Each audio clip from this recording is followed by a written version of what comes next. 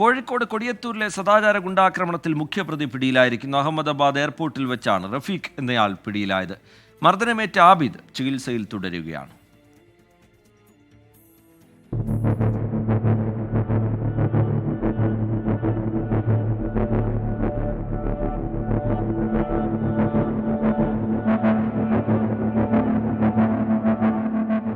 കഴിഞ്ഞ ശനിയാഴ്ചയാണ് അക്ഷയ സെന്റർ നടത്തിപ്പുകാരനായ ആബിദിനെ കടയിൽ നിന്ന് വിളിച്ചിറക്കി ഒരു സംഘം ക്രൂരമായി മർദ്ദിച്ചത്.